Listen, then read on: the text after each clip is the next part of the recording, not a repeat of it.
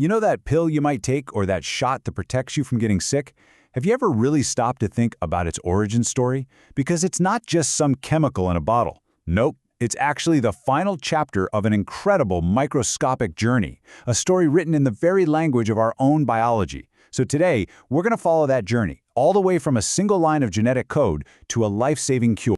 Seriously, how is a medicine made? Well, the answer is a flat-out marvel of modern science.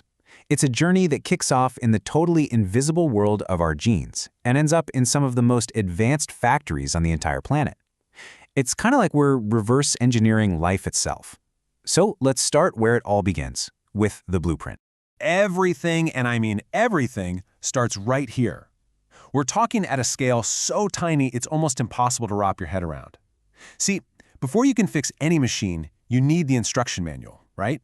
Well, for the human body, that manual is written in the language of molecules. We've all seen this iconic shape, right? The famous double helix of DNA. But what is it, really? Well, you can think of it as the ultimate instruction manual for you. Every single cell in your body has a copy of this code, and it dictates everything, from your eye color to how your body processes lunch. It's the absolute starting point for understanding and fighting pretty much any disease. Okay, here's a fact that's kind of going to blow your mind. If you took the DNA from just one of your cells and stretched it all the way out, it would be about 6 feet long. So how on earth do you cram all of that into a nucleus you can't even see? The answer is the chromosome.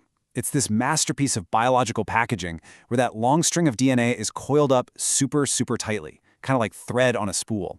And this isn't just for tidy storage, it's for control. It lets the cell access just the right part of the code right when it needs it. So, if the chromosome is the entire cookbook, then a gene is just one single recipe inside it. It's a very specific chunk of that DNA code that tells the cell how to build one specific thing, a protein. And let me tell you, proteins are everything. They're the little tiny machines that make your body work. And, you guessed it, they're often the exact thing that goes haywire in a disease. But of course, a recipe is totally useless if nobody reads it. And that's where this amazing process called translation comes in. Just picture a factory assembly line. First, a molecule called mRNA acts like a little photocopier, making a temporary copy of the gene's recipe from the DNA. Then, that copy travels over to the ribosome, which is basically the cell's 3D printer. The ribosome reads the code and starts building the protein, piece by piece. Understanding this is absolutely crucial, because this is the very process scientists have to hijack to create a medicine. Okay, so we've got the blueprint, we know the recipe, we know the protein it makes. Now for the really creative part. How do you actually design a drug that can interact with that one specific protein? This is where biology and engineering really start to merge. So, how do you convince a cell to make the protein that you want it to make? Well, you use this incredibly clever trick involving something called a cloning vector. The best way to think of it is like a Trojan horse for DNA. Scientists take a harmless virus, they kind of gut it, and then they insert the gene they want to copy. This vector then acts like a delivery truck, carrying the new instructions into a host cell. And just like that, it's turned that cell into a custom-built factory for their drug. You know, a modern medicine is almost never a solo act. You've got the star of the show, that's the active ingredient. This is the molecule that does all the heavy lifting, the part that actually creates the effect. But a lot of the time, it needs a supporting cast. That's where the adjuvant comes in. It's a helper molecule. Maybe it helps boost your immune response, or maybe it just helps the active ingredient last longer in the body. It can be the difference between a good drug and a truly great one. All right, we have a blueprint, we have a design. But look, making a few molecules in a petri dish is one thing. Producing millions upon millions of safe, perfectly identical doses, well, that is a monumental engineering challenge. So let's head to the factory floor. Now this might sound a little strange, but one of the single most important workers in the entire pharmaceutical industry is the Chinese hamster ovary cell, or CHO cell for short. That's right, scientists have become absolute masters at reprogramming these cells. They slip human genes into them, and the CHO cells, just following their new instructions, start churning out huge amounts of complex human proteins. They're literally living, breathing medicine factories. These CHO cells are grown in these enormous sterile tanks. They're called bioreactors, where they multiply by the trillions. And the result is this thick, living slurry called biomass. It doesn't look like much, I'll admit, but floating inside that cellular soup is the incredibly precious protein that will eventually become the final drug. Now, the hard part is getting it out of there.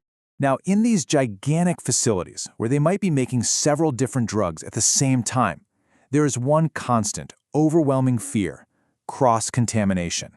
It is the absolute nightmare scenario. We're talking about letting even a single, microscopic particle from one drug get into the batch of another. It's public enemy number one in drug manufacturing. And the stakes just could not be any higher. A tiny, microscopic mistake can have absolutely massive consequences for patient safety. That's exactly why these facilities are engineered with what you could only describe as a paranoid level of precision. They're controlling everything from the air currents down to the exact paths that employees are allowed to walk, all in the name of preventing one batch from ever touching another. And that brings us to the relentless, non-stop process of quality control. See, it's not enough to just make the drug. Every single batch, every single vial has got to be proven beyond a shadow of a doubt to be pure, safe, and effective. We talk a lot about a drug's strength, but the real scientific term for it is potency. A good way to think about it is like the proof of an alcohol. It's not just some vague idea, it's a super precise, measurable number that tells you exactly how much biological kick a drug has. And every single batch has to hit that exact same number, every single time, no exceptions. And a lot of modern drugs are what we call potent compounds. This means they are designed to be like molecular snipers, incredibly precise and incredibly effective at astonishingly low doses. So just how low are we talking here? Well, a therapeutic dose is often 1 milligram, or even less. That is a speck smaller than a single grain of table salt. I mean, when you're working with doses that tiny, you can really start to understand why purity is a total obsession. There is absolutely zero room for error, none. So how do they measure their own success? They use a benchmark called the theoretical yield. Imagine you're baking a cake. The theoretical yield is the biggest, most perfect cake you could possibly bake if not a single crumb of flour was spilled and nothing got burned. They compare what they actually made to that perfect score. It's basically how they grade their own performance.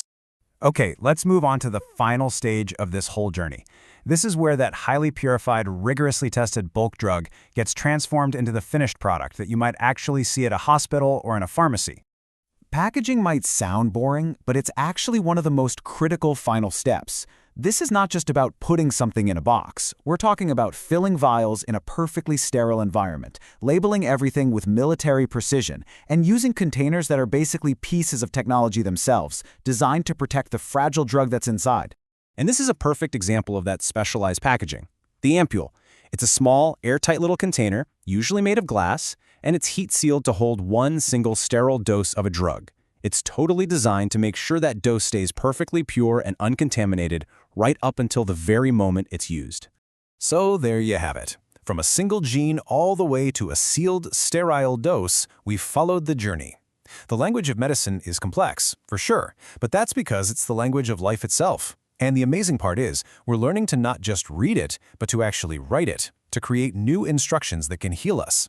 As we get better and better at writing that code, the real question isn't just what the next chapter will be, but what diseases we might be able to erase from the book entirely.